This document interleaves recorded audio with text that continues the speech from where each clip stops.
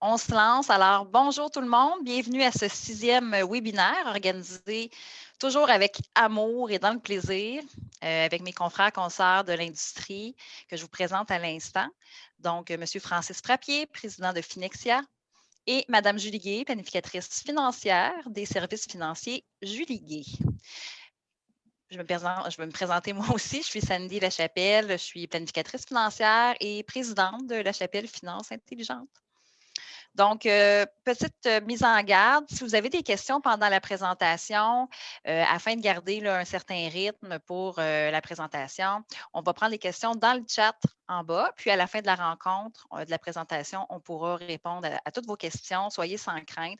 Et puis, si on manque de temps sur l'heure du lunch, soyez aussi assurés là, que soit moi, Julie ou Francis va prendre le temps d'y répondre par la suite.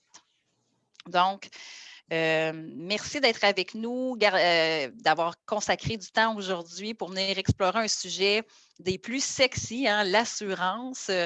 C'est un sujet qu'on a senti qui peut-être, dans le fond, suscitait moins de curiosité. Quand on pense à l'assurance, souvent, inconsciemment, peut-être que vous avez en tête des mots comme ça coûte cher, c'est une dépense, alors qu'au contraire, il y a plusieurs stratégies qui vont vous permettre de vous enrichir et diversifier vos actifs dans le courant de votre vie financière qui sont dans le fond, réalisés à partir de polices d'assurance. Donc, il faut vraiment voir ça comme une opportunité et non comme un sujet plate et tout ça. Donc, soyez sans crainte. On va rendre ça aussi très, très, très divertissant. Donc, je prends aussi la peine de vous dire merci d'être là parce qu'il fait super beau dehors, gros soleil. Donc, on est vraiment content de passer notre vendredi midi avec vous. Donc, je vais commencer par une petite introduction. En fait, une introduction très pertinente parce qu'on va vous parler de concept ce midi.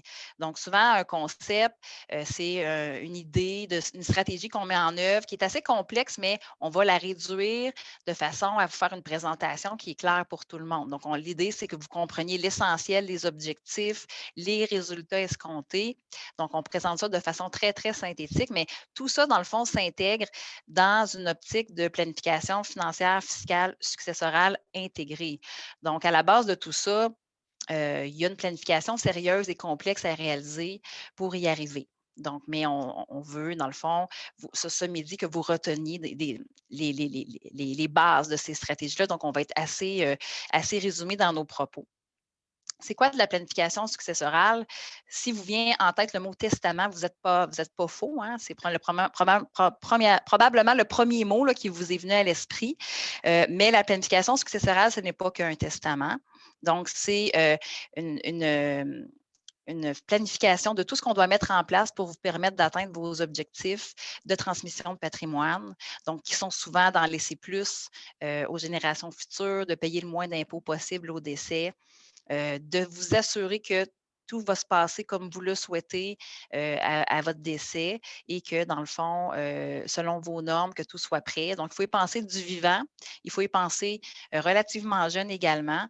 Et donc, c'est dans ce contexte-là qu'on va vous parler des stratégies d'assurance aujourd'hui. Parce qu'à la base d'un concept en assurance, il y a un besoin d'assurance et ce besoin-là, il est établi à partir d'une bonne planification financière intégrée.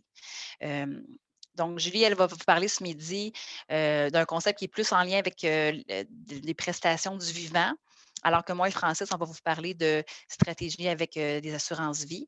Et puis, on espère rendre le tout le plus intéressant possible. Et on va prendre vos questions à la fin. Donc, je vais laisser le micro à ma collègue Julie pour sa partie.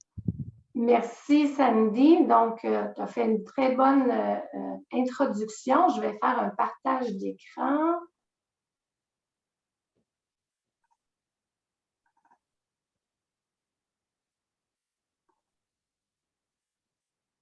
Est-ce que vous voyez bien le partage d'écran? Oui. Oui, parfait. Donc, évidemment, la petite mise en garde habituelle, Sandy l'a quand même apporté. Hein? Les stratégies là, qui vont vous être expliquées aujourd'hui par mes collègues et moi peuvent vous sembler simples dans son application.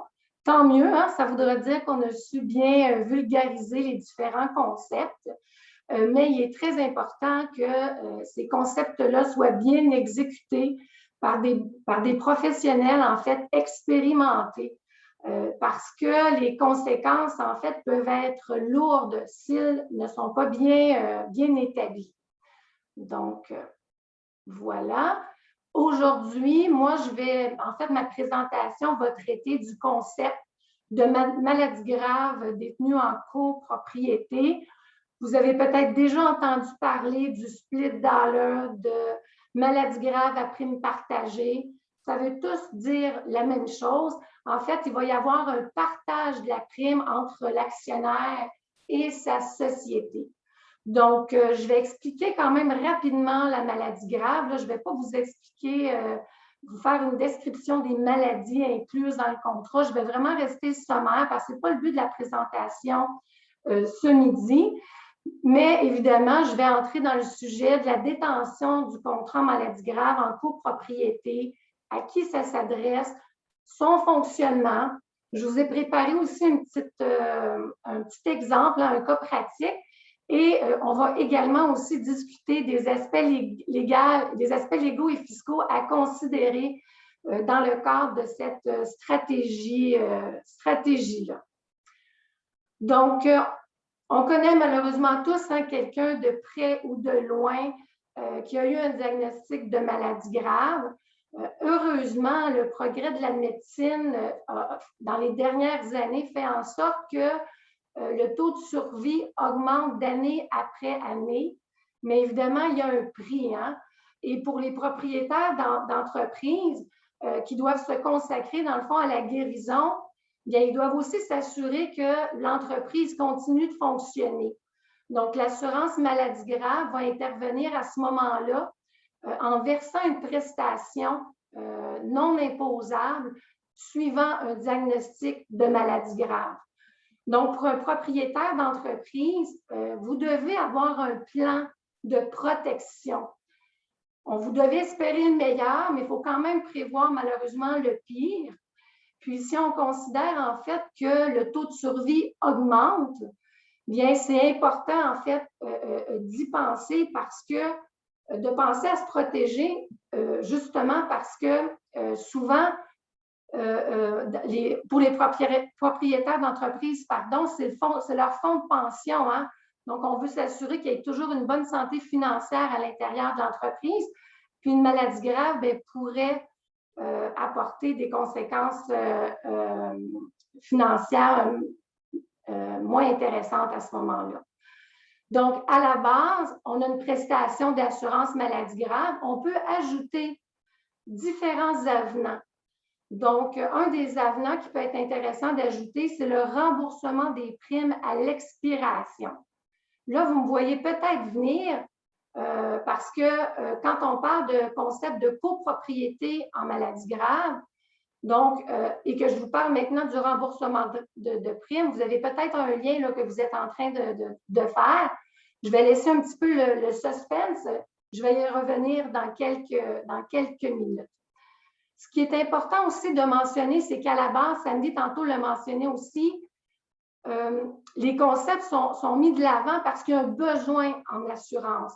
Dans mon cas, c'est un besoin de protection en cas de maladie grave. Et qu'est-ce qui pourrait justifier le besoin en assurance de maladie grave pour le propriétaire d'entreprise? En fait, c'est pour s'assurer qu'il va pouvoir continuer d'exploiter sa société. Donc, il va peut-être devoir, s'il est atteint d'une maladie grave, engager quelqu'un, former un remplaçant. Parce que souvent, nos propriétaires d'entreprise sont des personnes clés dans l'entreprise. Donc, ça vient garantir, en fait, la prestation en cas de maladie grave, vient garantir aux clients une certaine sécurité sur la poursuite, en fait, des activités de l'entreprise. Donc, c'est rassurant aussi pour les clients de savoir qu'il y a une protection de maladie grave. Maintenant, à qui ça s'adresse, ce genre de concept-là? Eh bien, ça s'adresse aux professionnels incorporés, aux entrepreneurs, aux propriétaires d'entreprises. Donc, en fait, c'est que la société et l'actionnaire vont détenir en copropriété le contrat en maladie grave. Donc, à ce moment-là, la société va recevoir, en fait, va payer la prime pour la garantie de maladie grave, pour le besoin de protection, puis l'actionnaire, lui, va payer la portion de la prime qui inclut, en fait, le remboursement des primes. Donc, dans l'éventualité où, heureusement, c'est ce qu'on souhaite, qu'il n'y a pas de diagnostic de maladie grave, bien, c'est l'actionnaire qui va pouvoir récupérer les primes qui vont avoir été payées, même celles de la société. Donc, souvent, les gens sont un peu, ils se disent que ça ne se peut pas, mais la stratégie fonctionne. Elle a été aussi validée d'une certaine façon avec des bulletins d'interprétation avec l'ARC. Donc, si elle est bien faite, évidemment. Donc, la société, elle, se trouve à payer la prime pour la garantie et l'actionnaire, lui, va payer la prime pour la portion du remboursement des primes. Donc, j'ai préparé un petit exemple pour que ce soit plus concret. Donc, j'ai un homme de 45 ans, non-fumeur. On a déterminé que son besoin d'assurance en maladie grave était de 500 000 $. Puis, dans le contrat qu'on a choisi, on a droit à un remboursement des primes à l'expiration du contrat, à l'échéance du contrat, c'est-à-dire après 15 ans. Donc, vous voyez que la société va payer une prime annuelle de 6 253. La portion pour l'actionnaire, qui se trouve être la prime pour le remboursement des primes, va être de 5 704 $ par année, donc pour un total de presque 12 000 $ de primes. Et évidemment, s'il y a un diagnostic de maladie grave, le 500 000, lui, va être versé dans la société. Donc, pour justement servir peut-être à engager quelqu'un formé, donc pour les raisons qu'on a vues tout à l'heure, mais il se pourrait que l'actionnaire veuille avoir l'argent personnellement pour justement aller se faire soigner. Bien là, à ce moment-là, il faudra que la compagnie verse un dividende à l'actionnaire. Donc, contrairement à l'assurance vie, il n'y a pas de compte de dividende en capital qui est créé quand la prestation de maladie grave doit être versée suite à un diagnostic.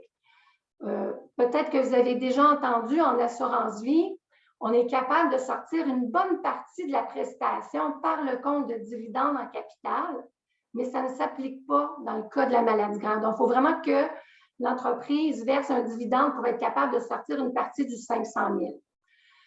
Et si heureusement, donc quand je vous disais qu'on prévoit le pire, mais on espère le mieux en début de présentation, donc si heureusement il n'y a pas eu de diagnostic de maladie grave, bien notre actionnaire, lui, va pouvoir, à l'année 15, donc à près de l'âge de 60 ans, là, dans mon exemple, récupérer toutes les primes payées, même celles de la compagnie. Donc, il va recevoir entre ses mains un montant de 179 000 $, presque 180 000 $ libres d'impôts. Donc, là, si vous me suivez bien, c'est-à-dire qu'on transfère des surplus d'entreprise à son actionnaire sans aucun impact fiscal. Donc là, habituellement, c'est là que les clients sont avec des grands yeux et sont là, wow! Parce qu'il n'y a pas beaucoup de façons d'être capable de justement sortir de l'argent d'une compagnie, si ce n'est que de se verser un dividende. Donc, tout est dans... C'est un peu ça le concept, en fait, de la maladie grave, là, en prime partagée, qui peut vraiment être intéressante. Je vous ai préparé également, peut-être que ce soit un petit peu plus concret, visuellement, le chemin, en fait, que va prendre le concept à prime partagée en maladie grave. Donc, ce qu'on voit là, régulièrement, c'est que c'est la société qui va détenir le contrat de maladie grave. Et là, dans une convention, on va venir déterminer la prime qui est payable par la compagnie et la prime qui est payable par l'actionnaire. Et s'il y a un diagnostic de maladie grave, comme je l'ai dit tout à l'heure, la prestation va être versée à la société. Et si, heureusement, il n'y a pas de diagnostic, bien, à l'expiration, donc dans mon exemple, dans 15 ans, on va émettre un chèque, la compagnie d'assurance va émettre un chèque de 180 000 $ à notre actionnaire. Donc, c'est presque de la magie, là. Et l'avantage, en fait, on peut considérer un petit peu la stratégie comme un concept, comme une politique, en fait, d'investissement qui se compare un peu à du revenu fixe, en fait, dans notre diversification de portefeuille. Évidemment, il y a quand même le risque qu'il y ait une maladie grave et que notre actionnaire n'aura pas le chèque de remboursement des primes. C'est un ou l'autre. Ce n'est pas le beurre et l'argent du beurre, mais dans les deux cas, notre actionnaire est avantagé. Évidemment, il faut que ça soit fait dans les règles de l'art. Et là, j'insiste un petit peu parce qu'on le voit, là, on en voit des clients qui ont ce genre de contrat en maladie grave, puis malheureusement, ce n'est pas bien fait. Puis vous pouvez être certain que l'ARC jette un œil à ces concepts-là. Là. Alors, c'est très, très important que ce soit bien fait. Puis, je m'excuse, à ce moment-là, si on regarde, c'est important de mettre en place une convention de partage de primes. Je l'ai dit, je l'ai mentionné rapidement tout à l'heure. Donc, cette convention-là va devoir prévoir les modalités du partage de primes entre l'actionnaire et la société. Va devoir également aussi expliquer dans ce contrat-là, c'est quoi les modalités de retrait de l'actionnaire des affaires de son entreprise. Souvent, ce qu'on voit aussi, c'est que c'est la compagnie qui va payer toutes les primes, mais va soit verser un dividende à son actionnaire suffisant pour être capable de payer sa portion du remboursement de primes, ou encore va déclarer un avantage imposable à l'actionnaire. Donc, tout ça doit être indiqué dans notre convention. Une autre chose qui est importante, parce que à ce jour, là, dans le fond, il n'y a aucun avantage imposable pour les primes qui sont payées par la société lorsque notre actionnaire les récupère dans le cadre de la fin du contrat de maladie grave avec le remboursement de primes. Sauf si on est capable de déterminer, de prouver en fait qu'on a appauvri la société en fait. Et ça, l'ARC ne s'est pas encore prononcé de façon explicite sur qu'est-ce qu'il considérait comme un appauvrissement de société. Mais ce que l'on sait, en fait, c'est que si le partage des primes n'est pas, je vais dire, équitable ou évalué de la juste façon, donc si, par exemple, la compagnie paie presque la totalité des primes, c'est sûr qu'à l'ARC, ça va allumer des flags. Là. Donc, c'est bien, bien important de pouvoir attribuer la bonne répartition de primes pour justement ne pas appauvrir la société. Donc, l'autre chose aussi, le choix du produit va être très, très important parce que tout à l'heure, je vous ai mentionné que dans le fond, le remboursement des primes pouvait être, exemple, à la 15e année. Mais c'est important aussi que ça corresponde peut-être avec la retraite de notre actionnaire. Parce que si je retire mon remboursement des primes, mettons, mon contrat prend fin à 50 ans et que je suis toujours active dans mon entreprise, comment ça va être interprété avec l'ARC quand moi, j'ai justifié mon besoin d'assurance parce que j'étais une personne clé? Je suis toujours dans l'entreprise, mais je mets fin à mon contrat. C'est sûr que ça aussi, ça va allumer des lumières au niveau de l'ARC. Donc, le choix du produit est très, très important. Il faut également aussi bien documenter, évidemment, son dossier.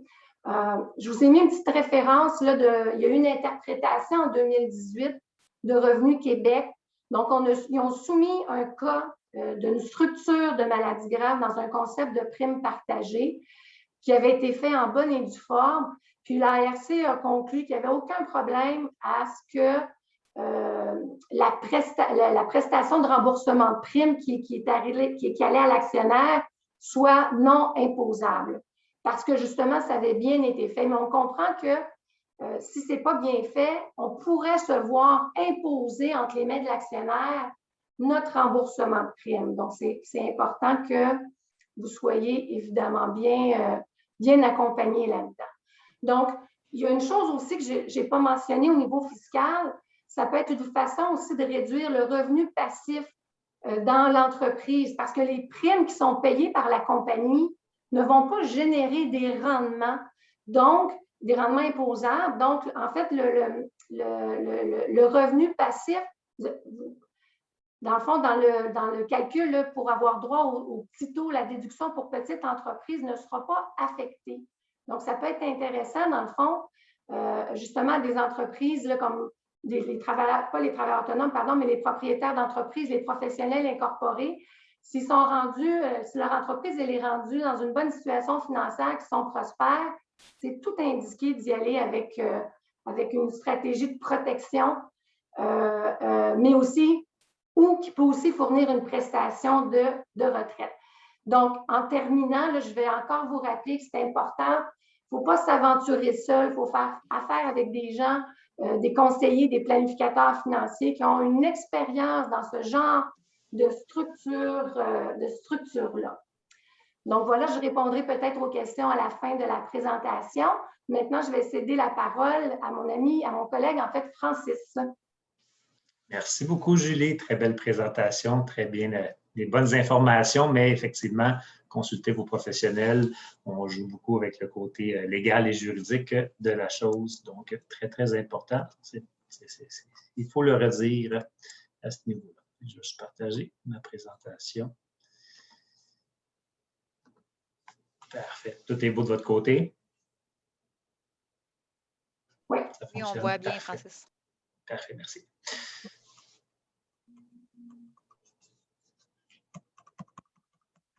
À chaque fois, j'ai de la misère à le descendre. Ah, OK. Fait que la mise en garde, même principe que Julie, donc c'est des concepts, donc de toujours vérifier également vos professionnels, d'en discuter longuement. Donc, c'est simplement des idées très courtes qu'on vous amène, qu'on vous apporte dans une bref, on a peu de temps, on ne veut pas vous tanner non plus à faire toutes les entourloupettes légales, bien entendu, par rapport à ça. Donc, la mise en garde, c'est pour ça qu'elle est là. Donc, aujourd'hui, ce que je vais vous parler de diversification. Je vais vous faire un retour également sur quels sont les types d'assurance-vie qui existent. On va parler du PAR. Je vais vous expliquer un peu plus c'est quoi tantôt et surtout c'est pour qui.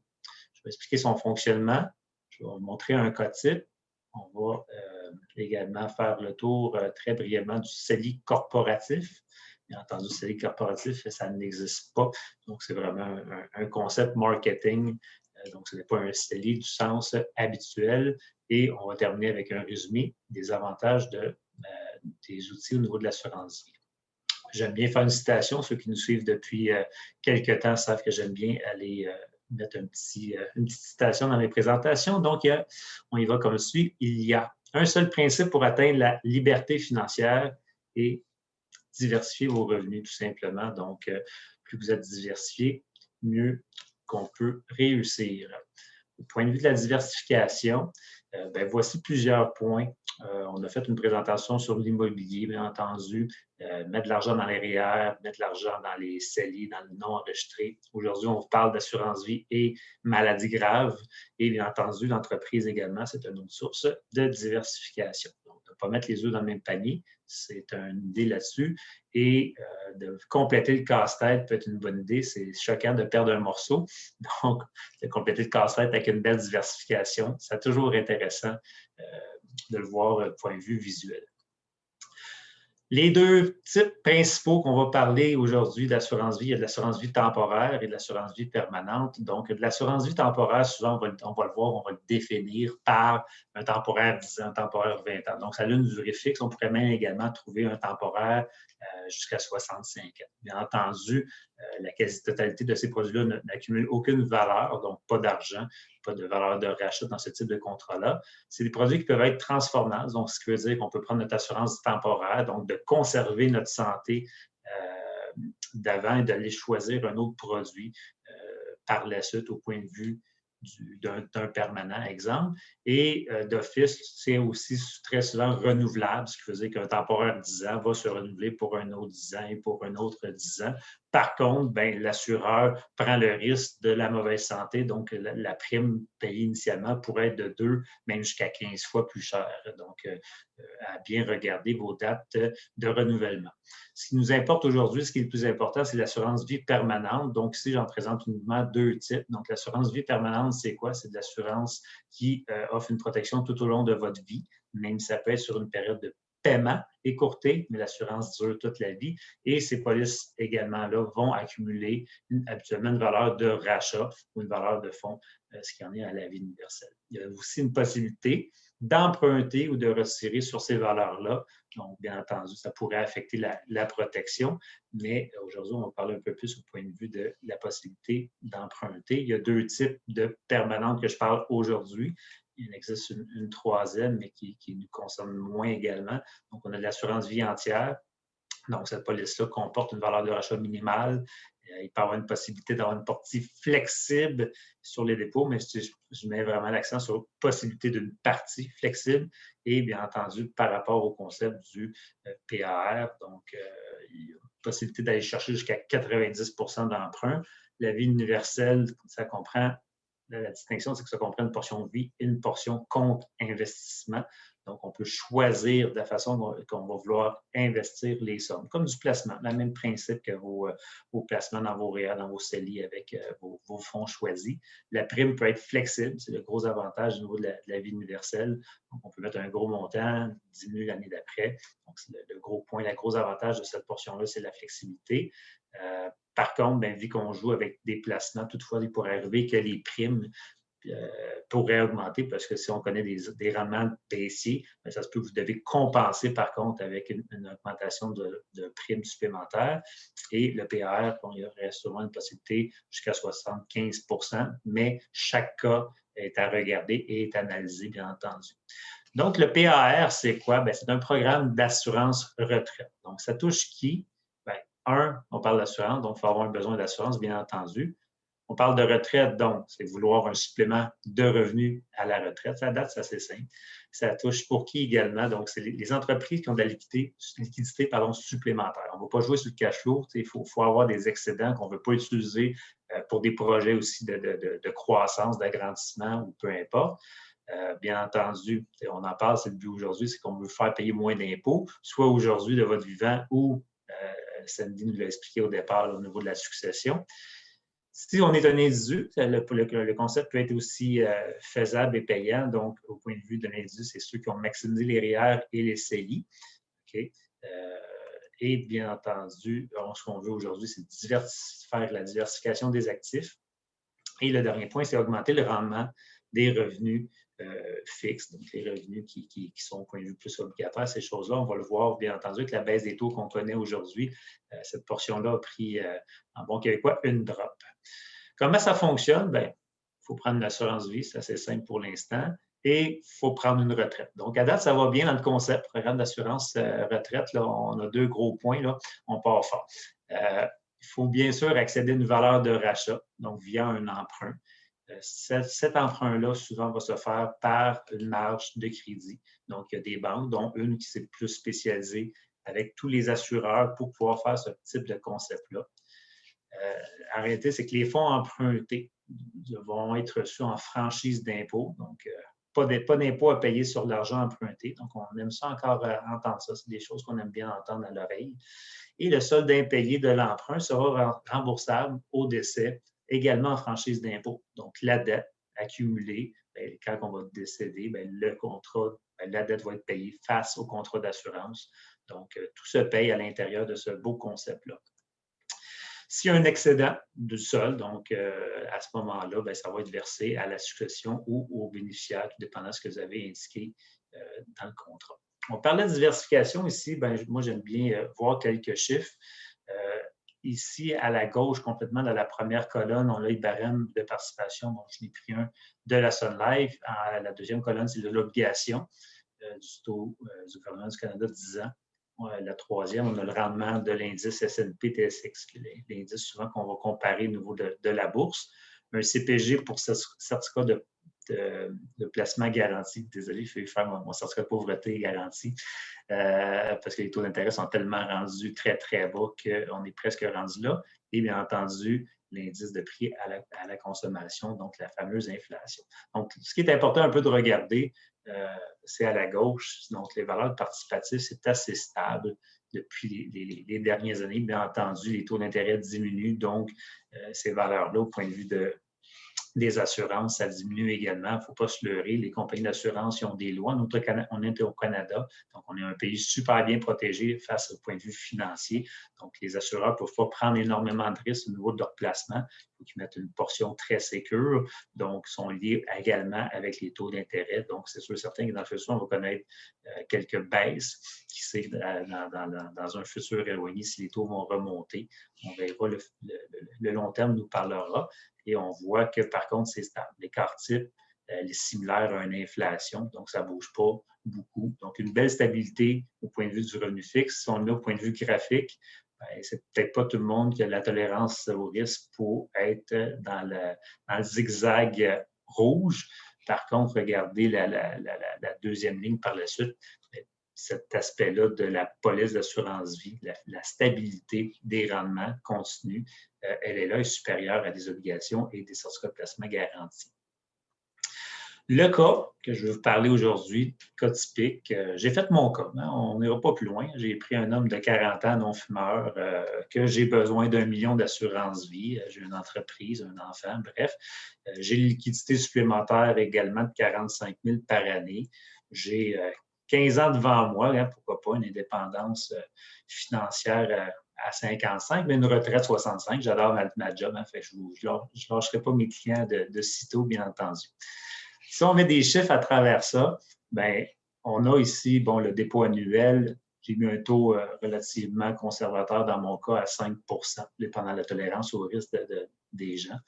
Et je veux 50 000 de revenus à partir de 65 ans et j'estime que je vais décéder à 83. Je vais être assez vieux, ça va être assez. Donc, on voit les chiffres. Et là, lorsqu'on compare les données du capital de décès à 83 ans, donc l'argent investi, donc mon 45 000 pendant 15 ans de temps, je retire 50 000 de mes placements. Donc, en réalité, c'est la colonne de droite. La colonne de gauche, je ne l'ai pas expliqué, c'est l'assurance vie. Donc, à la droite, c'est le montant qui me resterait pour la succession et la colonne de gauche, c'est le capital de décès. Bien entendu, j'ai pris de l'argent. Donc, ce qui reste en bout de ligne à la toute fin, c'est ça, ce montant-là, c'est-à-dire le 628 000 si j'avais fait un placement. Et, comme je dis, le capital de décès serait là. J'ai de la dette, mais ce qui est intéressant, c'est qu'au final, au niveau de la succession, dont l'emprunt sera remboursé, c'est qu'il reste quand même 1,8, presque 1,9 million à ma succession. Moi, j'ai vécu avec un 50 000, pas d'impôt pour vivre et ma succession leur reste également de l'argent. Donc, c'est un concept super intéressant. On peut le faire également au point de vue de l'entreprise. Les chiffres vont être, je l'ai amené plus simple, là, mais au point de vue de l'entreprise, on pourrait vous amener beaucoup plus de détails et de colonnes, incluant justement le CDC. Mais le but, comme on vous a dit aujourd'hui, c'est de vous apporter le concept et pas vous perdre dans du jargon de chiffres. On fera des cas par cas avec vous. Je vais faire un aparté également par rapport au CELI corporatif, je n'en ai parlé. Je veux plus vous mettre l'eau à la bouche. C'est quelque chose qu'on pourrait retravailler dans une éventuelle présentation. Donc, c'est quelque chose qui peut prendre, je pense que nous, on avait eu 2 heures juste avec ce concept-là, avec les taux d'impôt, puis comment sauver de l'impôt avec ça. Mais en simplifié, ce que je voulais vous apporter aujourd'hui, c'est que le CELI corporatif, donc pour les entreprises, comme le CELI personnel, bien, au point de vue du CELI corporatif, bien, on peut mettre de l'argent à l'abri de l'impôt. On peut investir nos surplus de l'entreprise à l'abri de l'impôt, bien entendu en utilisant l'assurance vie. Okay? Ce que ça permet de faire, c'est de diminuer les revenus passifs et donc les impôts sur les revenus. On pourrait également, ça permet aussi de faire une réduction sur le taux d'imposition de la compagnie opérante. Donc, il peut y avoir plein de côtés négatifs d'avoir trop d'argent dans une compagnie opérante. Si on l'avait, on pourrait être impacté. Donc, on pourrait contaminer notre compagnie, donc de ne plus être exigible sur l'exonération du gain en capital, donc perdre un montant de presque 900 000 puis là, il faudrait en payer au point de vue du gouvernement. Également, ça permet de transférer une valeur nette successorale. Donc, on parlait de succession beaucoup aujourd'hui. Ce montant-là pourrait être plus élevé. On le voyait aussi dans l'exemple précédemment. Donc, on diversifie ces types de protection. On augmente la possibilité, en réalité, c'est une présentation pour nous, pour nos clients, bien entendu, mais pour vous, les clients, et on vous apporte plus de flexibilité. En résumé de tout ce que je vous ai parlé, ce qui est important du concept d'assurance retraite, c'est que ce soit au point de vue corpo et ou perso, tout est faisable là-dessus. Donc, c'est des avantages qui sont au point de vue mélangés. Comme je dis, rencontrer vos professionnels, c'est du cas par cas, mais je vous donne un peu d'avantages. Donc, peu importe, c'est toujours un capital qui va être d'essai net d'impôt quasi en finalité, un petit peu différent au point de vue de l'entreprise. Par contre, au point de vue de l'entreprise, on aurait la maximisation du CDC, du compte en dividende en capital. Ce qui est le plus important, c'est de diversifier. Donc, on aurait une diversification encore plus grande. On aurait une augmentation de vos revenus fixes qui serait plus élevée. Bien sûr, historiquement, on ne peut pas prévoir le futur, mais on est très confiant que ça va battre vos rendements de revenus fixes à l'heure actuelle. Ça vous permet de capitaliser à l'abri de l'impôt. Donc, on aime ça, on ne paie pas d'impôt. L'avantage du CELI corporatif versus le CELI personnel. Donc, le CELI personnel, c'est 6 000 par année. Le CELI corporatif, c'est à la hauteur des surplus budgétaires que vous avez au point de vue de l'entreprise. Ça permet également de diminuer la juste valeur marchande de la compagnie, donc maximiser le gain capital au décès. Donc, le gain capital qui est plus avantageux également au point de vue fiscal. L'actif est non admissible à l'ARC, donc on est zéro affecté. Julie nous a parlé justement des compagnies prospères, les petits taux, les gros taux. Donc, on pourrait faire une présentation, vous expliquer un peu ces moments-là, ces montants-là, mais c'est une différence à peu près de 12-13 % de différence. Là, ça paraît à la fin d'une année. Ça permet aussi d'éviter la double, la triple imposition. Ça, je vais vite, ça ne touche pas tout le monde. Bien entendu, on peut avoir un rendement positif pour la succession. Tantôt, il restait de l'argent beaucoup plus à la succession versus mon placement. Donc, c'est de ce sens-là que je l'apporte. C'est des revenus passifs, okay? Donc on n'a rien à faire, ça monte à l'intérieur. Donc, c'est comme du placement tout simplement. Donc, on n'a pas grand-chose à faire, on dort 24 heures, on s'enrichit et on enrichit la succession. Il y aurait une possibilité, je fais un bémol, je ne rentre pas beaucoup là-dessus, de déduire les intérêts, mais je rentre très vite, mais c'est possible, c'est plus rare, puis il faut plein de situations. Là. Je l'ai mis, là, s'il y en a qui posent la question, oui, c'est possible, mais avec un gros M. Là. Et bien entendu, les gros avantages, c'est au point de vue d'économie d'impôts dans tout ce genre de concept-là. Donc, comme je vous dis, n'hésitez pas à nous poser des questions. On va pouvoir y répondre avec plaisir. Le but de vous amener de l'information. C'est quand même beaucoup de ça. Merci beaucoup. Moi, de mon côté, je vais repasser la parole à Sandy qui va pouvoir continuer sa portion également avec l'assurance vie. Donc, à toi, Sandy. Super, Francis. Bonne présentation. Vous êtes très bon. Je suis très fière de faire ça avec vous. Je vais partager mon écran ici en espérant que ça fonctionne. Non.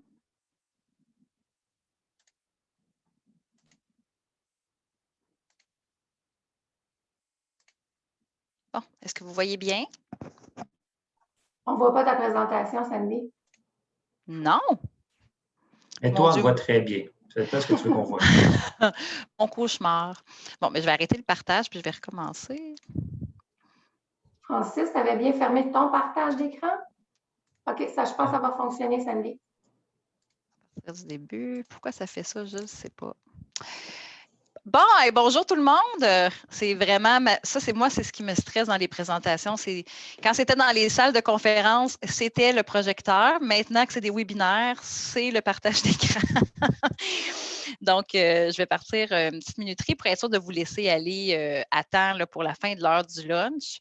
Donc, mon nom est Sandy Lachapelle, je suis planificatrice financière et je fais rapidement une mise en garde. Encore une fois, notre présentation aujourd'hui, ce ne sont pas des conseils personnalisés. Donc, vous êtes invités à consulter des professionnels pour la suite des choses. Ce que je vais vous parler, moi, c'est le plan de financement immédiat. Donc, on va dire PFI là, pour faciliter la présentation. Et c'est un peu, dans le fond, on fait le pont avec ce que Francis vient de vous expliquer en réalité dans cette partie-là. Très intéressant ce que Francis vous a démontré au niveau de l'assurance retraite. Tantôt, quand j'ai parlé de planification successorale, peut-être que le réflexe que vous avez eu, c'est de vous dire ouais, mais je veux bien en laisser plus, mais je ne veux pas me priver non plus. En tout cas, c'est un commentaire que j'entends souvent dans mon bureau. Donc, oui, effectivement, on a accumulé des actifs, on veut en laisser plus à notre famille, mais on a aussi une retraite à financer. Donc, ce qui est intéressant avec un projet comme l'assurance retraite, c'est qu'on va, dans le fond, optimiser la succession, prévoir des liquidités requises pour la succession au décès, payer les impôts et régler tout ça, mais on va quand même pouvoir aussi optimiser notre fiscalité de notre vivant. Donc, c'est aussi ce que vous devez retenir de nos 3 présentations, c'est que ça vous avantage vous aussi et pas uniquement la succession. Donc, le PFI, c'est un concept de planification financière avancée qui permet d'acquérir une assurance vie à un coût raisonnable sans avoir à immobiliser trop de liquidités pour le faire. Donc, vous pouvez vous douter. D'ailleurs, c'est une petite mise en garde qu'on aurait pu faire dès le départ. Les présentations qu'on fait aujourd'hui, évidemment, peut-être que vous vous dites là, que ça ne vous concerne pas ou que vous n'avez pas encore les actifs pour les mettre en œuvre. Donc, premièrement, gardez ces informations-là dans votre tiroir pour le futur, mais peut-être aussi regarder avec vos parents si ce n'est pas quelque chose qui pourrait être approprié si vous êtes plus jeune, parce qu'on le sait, la génération de baby boomers va être la première génération à transmettre autant d'argent aux générations futures dans l'histoire du Québec. Donc, c'est intéressant s'il en reste le plus possible dans la famille. Moi, c'est ce qui me stimule énormément à faire la planification successorale pour mes clients, c'est de penser qu'ils ont travaillé fort et qu'il y en a le plus possible qui va rester dans la famille au décès des parents. Donc, rapidement, ma présentation va être assez courte parce que je ne vais pas réexpliquer l'assurance vie comme Francis vient de le faire. C'est exactement le même type de contrat qu'on utilise au niveau du PFI. Je vais vous dire à qui ça s'adresse, comment ça fonctionne concrètement, puis donner quelques exemples de structure parce qu'il y a différentes façons de monter ce concept-là. Donc, on s'adresse à qui? Évidemment, comme je l'ai mentionné d'entrée de jeu, ça prend un besoin au niveau de l'assurance vie permanente. Donc, si on établit que votre besoin est temporaire pour l'instant, ça ne s'applique pas. Vous devez, dans le fond, être financièrement stable. Idéalement, dans le fond, on va faire ce projet-là avec des gens qui ont un taux d'imposition élevé, qui ont une bonne tolérance au risque, qui sont à l'aise avec le crédit, parce qu'on va se servir d'un certain levier pour faire de l'investissement. L'âge type, 40 à 55 ans. Mais bon, ce n'est pas nécessairement obligatoire d'être dans ces âges-là, mais c'est une plage d'âge qu'on peut, dans le fond, commencer à y penser si on est concerné. Et le contrat peut être détenu soit par un particulier ou une entreprise, encore là. Donc, concrètement, qu'est-ce qu'on veut? C'est à l'émission du contrat, dans le fond, ce qu'on fait à l'émission de la police, on augmente rapidement la valeur de votre patrimoine. Si on le détient au niveau de la corpo, on sait qu'au décès, on va, dans le fond, créer une prestation libre d'impôt avec le compte de, de CDC, le compte de dividende en capital. Donc, on veut l'augmenter avec cette stratégie-là lorsqu'elle est détenue, lorsque le contrat est détenu au point de vue corpo. On veut éviter de choisir entre l'assurance et du placement. Donc, souvent, quand on va présenter l'assurance vie permanente, les clients, dans le fond, veulent l'obtenir, mais veulent garder une souplesse dans la gestion de leur liquidité. C'est ce que le PFI permet de faire. Il y a aussi des clients qui ont des objectifs philanthropiques, qui veulent donner à des œuvres de bienfaisance et peut-être pensent que en le faisant, vont devoir sacrifier leur style de vie personnel pendant leur vivant. Donc, c'est une stratégie qui permet d'atteindre les objectifs, les 2 objectifs. Le beurre et l'argent du beurre, Julie. Ça doit être une affaire de filles de région, ça, le beurre et l'argent du beurre. Moi, je suis native d'Abitibi-Témiscamingue et Julie du Saguenay-Lac-Saint-Jean. Donc, peut-être que notre passé agricole nous rattrape avec nos expressions. Donc, c'est quoi la pogne? Hein? Dans le fond, j'ai une assurance vie, puis vous me dites qu'il y a une stratégie qui fait que je vais l'acquérir à coût raisonnable, puis dans le fond, sans toucher mes liquidités. Il n'y a pas de pogne, mais on va se le dire, c'est quand même une stratégie qui est compliquée. En fait, qui nécessite le travail d'un banquier spécialisé, d'un conseiller financier qui est compétent. Évidemment, si on pense à corpo, on pense à fiscaliste. Donc, évidemment, ce n'est pas quelque chose qu'on va faire pour un besoin d'assurance vie permanente de 50 000 par exemple. Donc, ça prend des besoins qui sont importants en assurance vie permanente. Parfois, je fais, en faisant la planification financière fiscale successorale intégrée, les clients sont très surpris d'apprendre qu'au deuxième décès, il y a des impôts reportés qui atteignent plusieurs millions pour la succession. Les gens ne sont pas capables de visualiser ça. Donc, c'est des besoins en assurance vie importants. Donc, ça arrive souvent quand les actifs commencent à atteindre un certain niveau. Évidemment, il faut avoir à donner des actifs en garantie à la banque. Moi, je pourrais quasiment dire que si on veut que la banque nous prête une pièce, il faut quasiment qu'on y démontre qu'on en a deux. Donc, c'est un peu le concept qui est à la base du plan de financement immédiat. Donc, on va avoir des choses à donner en garantie. Je vais vous montrer après c'est quoi. Ça prend un revenu imposable important parce que toute l'optimisation fiscale de cette stratégie-là vient du fait qu'on va faire du placement à levier, qu'on va faire d'investissements immobiliers ou dans des placements traditionnels. Donc, évidemment, pour bénéficier de déduire des intérêts, bien, ça prend, dans le fond, des revenus pour les déduire. Donc, on comprend que ça ne s'adresse pas à n'importe qui et que ça prend une bonne analyse fiscale avant de mettre tout ça en œuvre. Et le dernier critère, avoir un bon dossier de crédit, ce qui est généralement le cas quand les gens ont atteint autant d'actifs, et être assurable, ce qui n'est pas toujours le cas quand les gens ont atteint un haut niveau d'actifs. Donc, petit conseil, tantôt on a parlé d'assurance temporaire. C'est sûr que quand vous allez faire le choix de votre assureur en assurance temporaire, ça peut être intéressant de penser aux options de transformation après qu'il y ait des bons produits de qualité au niveau de l'assurance vie entière un jour.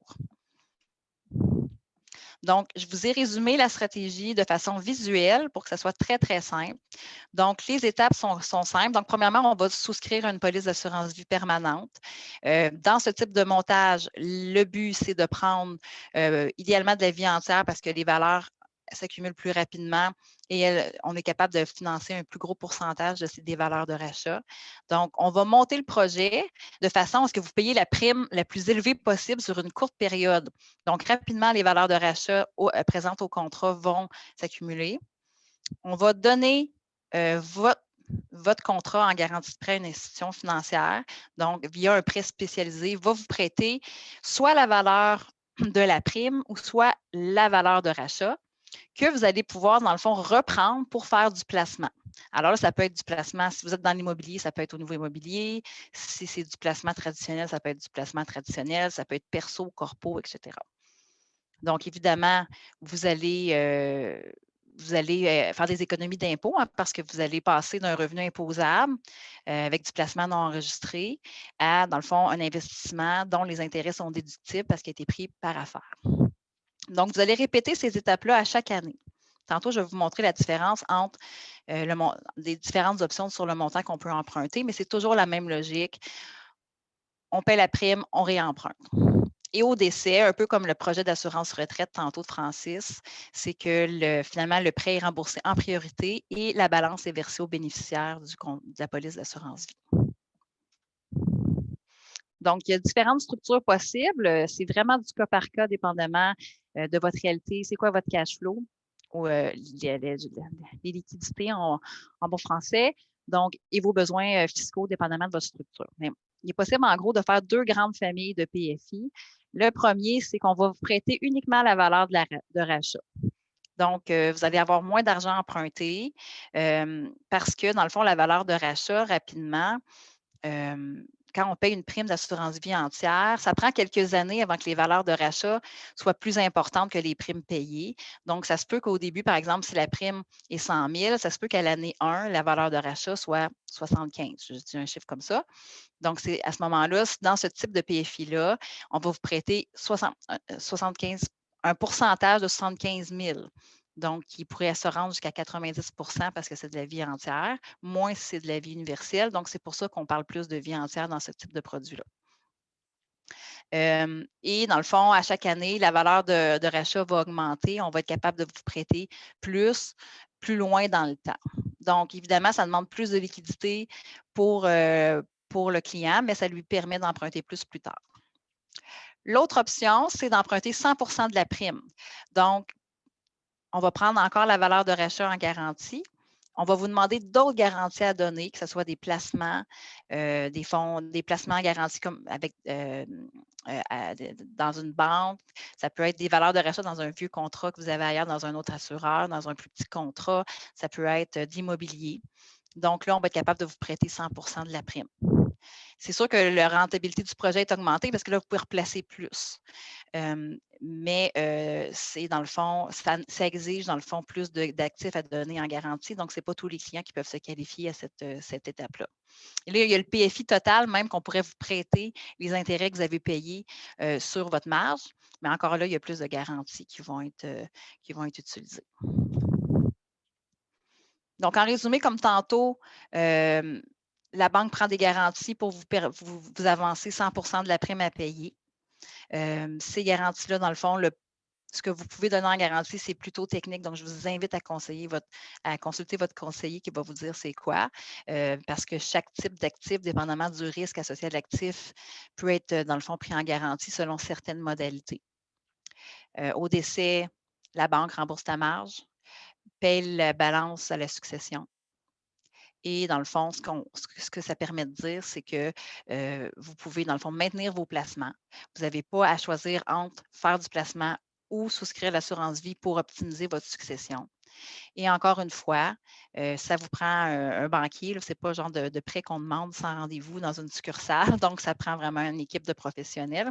Et puis, si vous avez une structure fiscale complexe, on pourra regarder avec vous si c'est mieux de faire ces stratégies-là au point de vue personnel ou corporatif, dépendamment où il y a le plus de liquidité, puis où il y a le plus de placement qui est fiscalement désavantagé.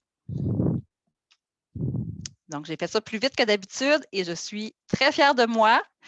J'ai rentré dans mon temps et je vais pouvoir redonner le micro à ma collègue Julie qui va pouvoir répondre aux questions de l'assistance. Est-ce que tu enlèves ton partage? Voilà. Donc, dans le fond, on a eu une petite question qui s'adresse en fait pour le concept de maladie grave. Donc, par rapport à l'avantage imposable aux dividendes quand c'est détenu dans une corporation. Donc, je vais juste peut-être réexpliquer un petit peu là.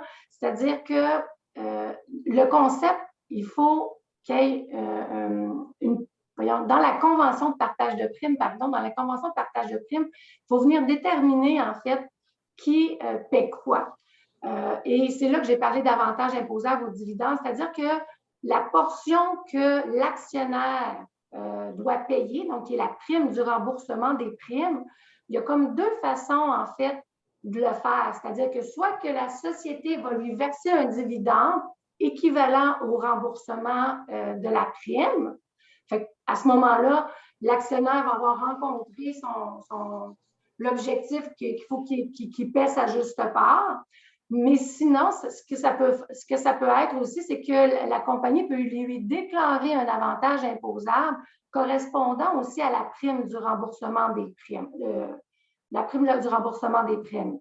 Donc, je ne sais pas si c'est plus clair, mais quand c'est détenu dans la corporation, une fois qu'on va récupérer le remboursement des primes à l'échéance du contrat, ça, c'est non imposable. C'est vraiment par rapport au partage de primes qu'on doit inclure à l'actionnaire annuellement un avantage imposable ou un dividende, dépendamment du choix qui va être effectué, entre autres en discutant avec le fiscaliste pour voir quelle est la meilleure option. Donc, je ne sais pas si j'ai bien répondu à la question. Je pense que oui. Hein? Je ne pense pas qu'on a reçu d'autres questions. C'est le temps de vous manifester. Évidemment, vous pouvez toujours revenir après je pense que vous avez nos coordonnées. On va aussi partager ce webinaire sur nos plateformes. Donc, vous allez pouvoir également les partager là, si peut-être des gens qui vous pensez que ça serait pertinent qu'ils les écoutent. Puis, je vais peut-être finir sur une petite blague. Hein, c'est quelque chose qu'on répète souvent à nos clients. C'est vrai que ça peut sembler compliqué, mais des fois, les clients, quand j'explique les étapes, là, sont comme, mais pourquoi on fait ça déjà? Là, je leur remonte la valeur de la succession quand ils vont décéder. Puis c'est pour ça qu'on le fait. Donc, on peut se permettre de bien vivre, de profiter de nos actifs, d'en laisser plus à la fin et de transmettre, dans le fond, le fruit de toute une vie de travail aux gens qu'on aime. Donc, ça vaut quand même la peine, je pense, de se compliquer un peu la vie. Puis, c'est ça, c'est plus compliqué d'être riche qu'être pauvre. Donc, mais c'est plus le fun. Mais dans le fond, je pense qu'on a été capable ce midi, Francis et Sandy, de démontrer qu'on peut vraiment avoir l'assurance comme une diversification d'actifs. C'est sûr, il faut toujours justifier notre besoin d'assurance, mais il y a tellement des belles planifications avancées qu'on est capable de faire. Donc, je pense que peut-être les gens... Oui? C'est facile aussi de justifier un certain besoin d'assurance. C'est pas si complexe que ça. Là. C'est pas, on en parle parce qu'on n'a pas le choix parce qu'on parle d'assurance, mais n'ayez pas peur face à ça. Ça ne fait pas peur d'avoir un besoin d'assurance. C'est assez simple même et assez facile de l'identifier. Ouais. On a une question également de plus qui est arrivée entre-temps que tu parlais. Donc, on a la question, est-ce que le CELI corporatif doit être accompagné à une assurance vie? C'est pas une question d'être accompagné, c'est simplement qu'on l'utilise, c'est simplement que l'argent investi dans un contrat d'assurance vie, c'est simplement qu'il n'est non imposable dans les mains. Donc, c'est pour ça qu'on l'appelle CELI corporatif. Donc, si on a de la liquidité de mettre 20, 30, 40, 100 000, 2 millions, bref, tout dépendant de la hauteur de votre entreprise, mais c'est qu'on peut mettre l'argent dans ce véhicule-là d'investissement qui comporte une assurance vie. Tu sais, mais je sais que le mot assurance vie fait tellement peur. Je n'ai pas besoin d'assurance. Non, mais ce n'est pas d'assurance vie qu'on veut faire ça. Il faut un besoin. Oui, c'est ça. C'est pour ça que j'ai moins d'inscriptions aujourd'hui à notre webinaire qu'à l'habitude. Oui, mais Sandy, pourtant, elle a commencé en disant que c'est sexy de l'assurance vie. C'est vraiment sexy. J'adore parler d'assurance parce que les gens sous-estiment comment, dans le fond, ça peut améliorer la puissance des concepts en assurance vie dans la planification financière. Donc, si vous avez des excédents de liquidité dans vos corporations, si vous avez des excédents de placement qui ne sont pas enregistrés en CELI REER au niveau personnel, il devrait avoir une petite lumière aujourd'hui qui s'est allumée dans votre esprit, puis poser des questions. Oui. C'est aussi simple de dire, est-ce qu'on a de l'excédent, puis est-ce qu'on doit rencontrer un professionnel, puis est-ce que ma situation s'adapte, puis chaque professionnel que vous avez rencontré, que ce soit Julie, Sandy ou moi-même, on est là pour vous épauler, vous guider à travers ça. Donc, si vous n'avez pas de besoin, on ne va pas s'en aller dans cette direction-là, là, soyez sans crainte. Là. Merci, Francis. Donc, il est maintenant 13 heures. Donc, je pense qu'on va laisser nos invités peut-être aller profiter du début du week-end au soleil. Donc, encore merci de vous être joints à nous. Donc, merci tout le monde. Merci. Bonne journée. Bonne journée à tous. Merci, Julie. Merci, Francis. Oui, merci. Merci. Toujours un plaisir.